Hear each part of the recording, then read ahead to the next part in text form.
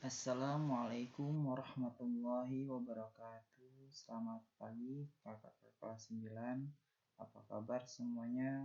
Semoga kalian semua diberikan kesehatan sehingga dapat mengikuti pembelajaran pada hari ini. Pada hari ini kita semua akan belajar pelajaran IPS bab 2, yaitu perubahan kehidupan sosial budaya bangsa Indonesia dalam menghadapi arus globalisasi. Disimak baik-baik ya. Adapun materi yang akan kita bahas pada hari ini ada berapa, yaitu ada 2 materi ya. Di section 1 perubahan sosial budaya dan di section 2 globalisasi. Untuk pada hari ini akan kita bahas di section 1 terlebih dahulu, yaitu perubahan sosial budaya. Adapun tujuan pembelajaran materi hari ini yaitu 1. Siswa dapat mendeskripsikan apa arti dari perubahan sosial. 2. Menjelaskan bentuk-bentuk perubahan sosial. 3. Menjelaskan faktor penyebab terjadinya perubahan sosial. 4. Menjelaskan faktor penghambat perubahan sosial. Dan 5. Menjelaskan dampak dari perubahan sosial. Kita perhatikan gambar di bawah ini terlebih dahulu. Kita lihat gambar di sebelah kiri atas ya, seorang anak yang sedang bermain handphone. Kemudian di sampingnya di sebelah kanannya yaitu seorang anak yang sedang bermain karet ya. Kemudian di bawahnya, di kiri bawah itu seorang anak yang bermain kelereng, dan di sampingnya di kanan bawah itu seorang anak juga yang sedang bermain dengan gadgetnya masing-masing.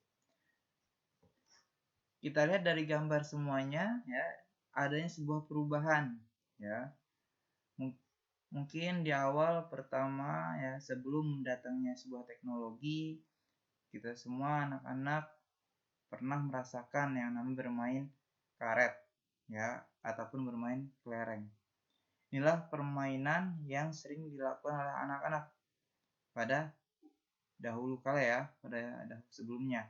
Ya kan, sebelum datang sebuah teknologi ke kita semuanya. Mungkin permainan ini bisa kita temui ya, terakhir itu sekitar di tahun 2000-an, sekitar 2000-an, tapi 2000 ke atas sudah pudar permainan ini semuanya dan beralih ke pemain gadget. Dan inilah sebuah perubahan sosial yang tadinya kita bermain karet kemudian berubah menjadi bermain handphone. Yang tadinya kita bermain kelereng kita pun berubah menjadi bermain gadget. Dan inilah sebuah adanya perubahan sosial ya, bisa kita ini sebuah perubahan sosial. Sekarang apa sih perubahan sosial budaya itu? Perubahan sosial budaya adalah perubahan struktur sosial dan perilaku manusia dalam masyarakat secara bertahap dalam waktu yang lama.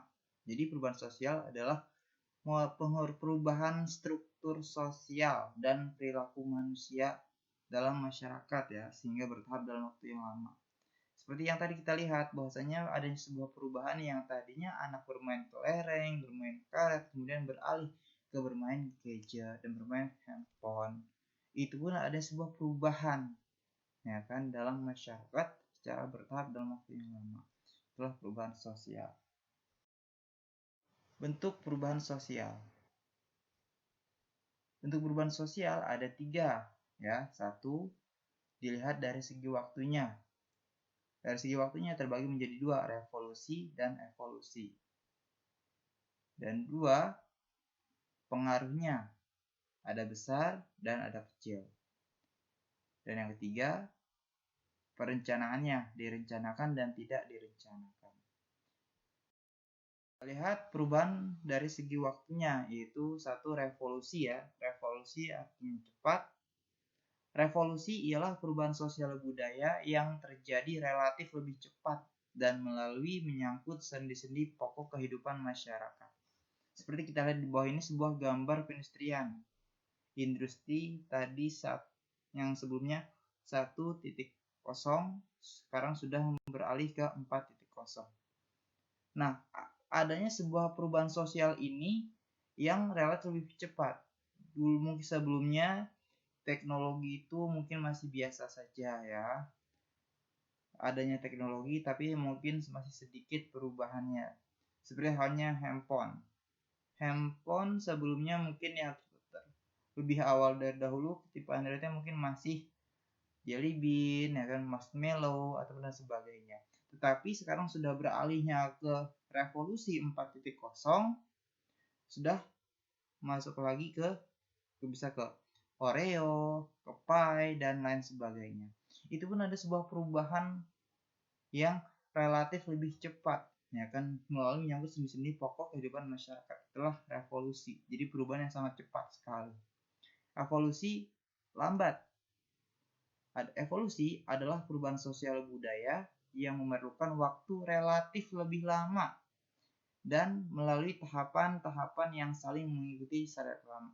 Jadi kebalikannya, kalau revolusi itu secara cepat, evolusi dia itu secara lama, ya. Jadi perubahan sosial budaya yang memerlukan waktu relatif lebih lama, itulah evolusi. Seperti kita lihat gambar di bawahnya itu, dari balita menjadi anak-anak, menjadi remaja, menjadi dewasa, kemudian lansia. Itu semua merupakan sebuah proses sosial yang memerlukan waktu bertahap. Waktu yang bertahap dan secara lama sekali waktunya. Yang tadinya anak-anak, kemudian menjadi remaja menjadi dewasa menjadi lansia. Itulah sebuah perubahan sosial yang memerlukan waktu yang sangat lama. Tidak mungkin dari anak-anak langsung menjadi dewasa, enggak. Ataupun dari balita langsung menjadi remaja, tidak. Tapi bertahap urutannya. Dari balita, anak-anak, remaja, dewasa, dan lansia. Itulah sebuah perubahan evolusi. Jadi memerlukan waktu yang lebih lama evolusi itu. Itulah perubahan sosial dari segi waktunya. Ini adalah dari perubahan dari segi pengaruhnya. Yang satu ada besar dan kecil. Dari besar, perubahan yang berlangsung membawa pengaruh langsung yang berarti bagi masyarakat. Nah, kita lihat di gambar di bawahnya itu sebuah gambar kota yang sebelumnya itu kota tersebut yang jarang penduduknya, tetapi seiring perkembangannya zaman dan waktu, kota tersebut menjadi kota yang sangat padat sekali dengan penduduknya. Itu pun membawa pengaruh bagi masyarakat sekitar. Kenapa? Karena dengan seiring perkembangan waktu, kota tersebut menjadi sangat padat dan sangat ramai, ya kan? Sehingga ya, itu pun menjadi dampak sangat berarti bagi masyarakat tersebut. Mungkin sebelumnya yang jarang penduduknya tersebut, kota yang penduduknya jarang, sehingga segala akses itu menjadi lebih sulit atau jauh. Tapi dengan ketika sudah padat, ya kan, otomatis akses yang diinginkan menjadi lebih mudah. Selanjutnya perubahan secara kecil, perubahan yang terjadi tetapi tidak membawa pengaruh yang berarti bagi masyarakat. Hal yang besar dia membawa pengaruh bagi masyarakat, kalau yang kecil tidak membawa pengaruh bagi masyarakat. Contohnya apa? Contohnya seperti pakaian. Kita lihat pakaian zaman dahulu, kemudian dan zaman sekarang, di era sekarang ini. Nah, ada sebuah perubahan fashion. Dahulu mungkin pakaiannya seperti ini ya.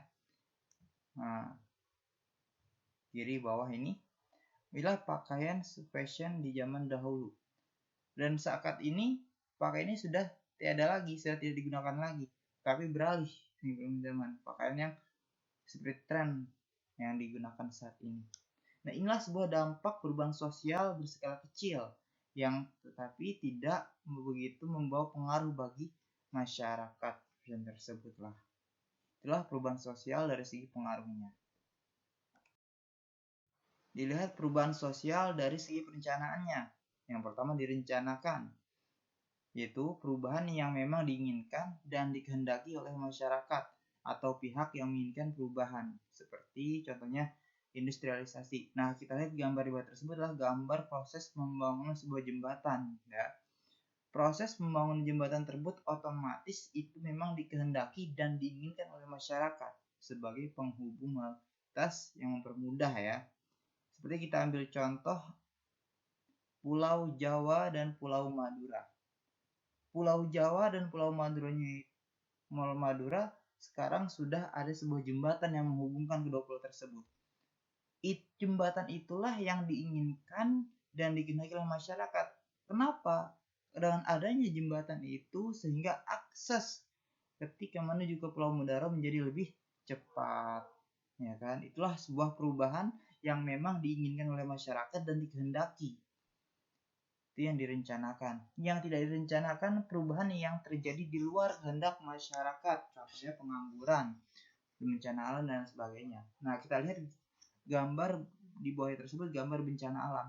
Bencana alam inilah sebuah perubahan yang terjadi di luar kehendak, yang memang terjadi di luar kehendak masyarakat, yang setidaknya kita pun tidak bisa memungkiri ya terjadi tersebut, karena itulah sebuah kuasa Allah ya kan. Itu perubahan, jadi bencana tersebut perubahan yang terjadi di luar kehendak masyarakat.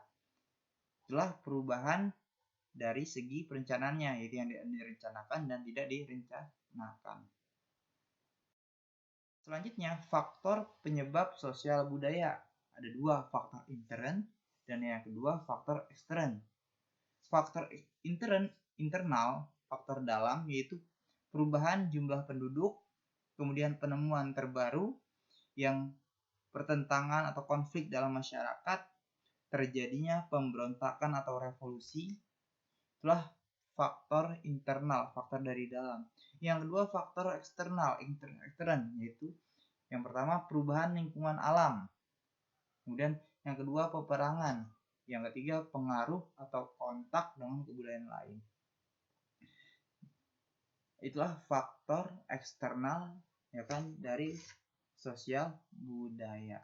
Jadi faktor inilah yang menyebabkan terjadinya perubahan sosial budaya, faktor internalnya dan faktor eksternal. Selanjutnya faktor penghambat sosial budaya. Nah, ada banyak sekali. Nah, kita lihat yang pertama kurangnya interaksi dengan masyarakat luar. Kemudian perkembangan ilmu pengetahuan yang lambat. Sikap masyarakat yang tradisional, kepentingan yang tertanam kuat, prasangka terhadap hal-hal baru. Nah, kemudian rasa takut akan terjadinya kegoyahan terhadap integrasi. Ketika kita lihat kurangnya interaksi dengan masyarakat luar itu seperti masyarakat yang jarang membuka diri atau berinteraksi dengan kebudayaan dari luar, sehingga akan terisolir dari pengaruh berbagai kebudayaan. Masyarakat tersebut pun akan menjadi tersendiri ya, berarti karena jarangnya ataupun dia tidak berpengaruh ataupun tidak membaur, tidak berinteraksi dengan kebudayaan yang lainnya. Jadi sebuah interaksi.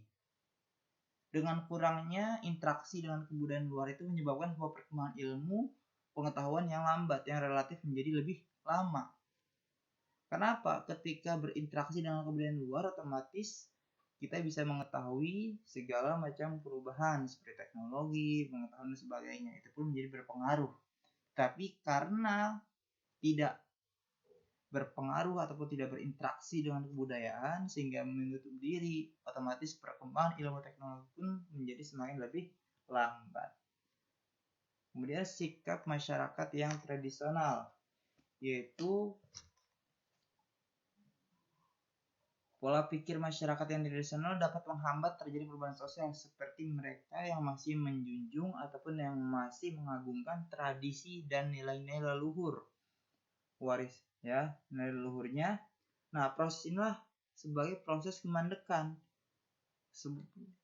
Apabila orang yang menguasai keadaan sebagai tokoh masyarakat ya, golongan kaum konservatif tidak menginginkan adanya perubahan. Jadi dengan sikap masyarakat yang masih menjunjung nilai warisan, nilai kebudayaan leluhurnya itu, sehingga dengan kepala sukunya atau kepala daerah pun enggan, ya kan, ataupun yang tidak konservatif dan tidak menginginkan adanya suatu perubahan dalam lingkungan tersebut. Ya. Selanjutnya kepentingan yang tertanam kuat.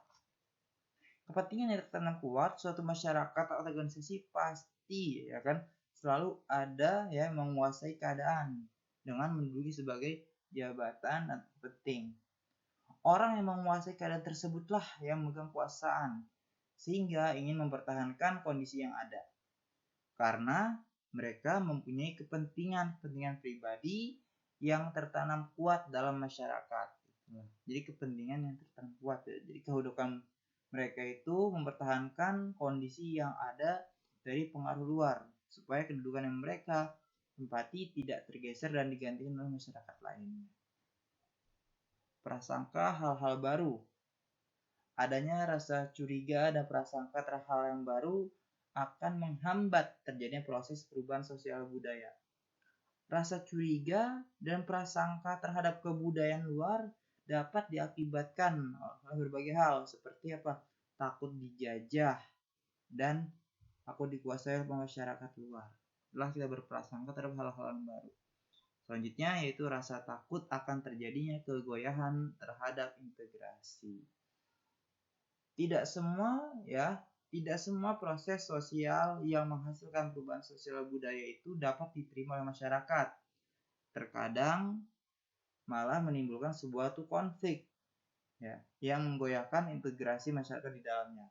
Maka dari itu mereka menolak unsur-unsur kebudayaan dari luar yang dikhawatirkan dapat menggoyahkan integrasi sosialnya. Dengan terjadinya perubahan sosial budaya akan mengganggu keseimbangan sistem dan nilai-nilai sosial budaya setempat. Itulah faktor penghambat dari sosial budaya. Dan selanjutnya dampak perubahan sosial budaya. Ada dampak positif dan dampak negatif. Dampak positifnya apa? Yang pertama, reorganisasi. Yang kedua, modernisasi. Yang ketiga, meningkatnya kesejahteraan masyarakat. Yang keempat, efisiensi dalam kehidupan masyarakat. Kelima, transformasi politik. 6, integrasi sosial. Itulah dampak positif dari perubahan sosial budaya. Adapun yang negatif, yang pertama, disorganisasi, cultural shock. Yang ketiga, cultural lag. Yang keempat, anomi. Yang kelima, pudarnya solidaritas sosial. Dan yang keenam, pencemaran lingkungan. Itulah dampak negatif dari perubahan sosial budaya. Mungkin sampai di sini pertemuan pada hari ini. Bisa kalian pahami materi terlebih dahulu ya anak-anak semuanya ya. Bisa pahami dan cermati dan teliti ya.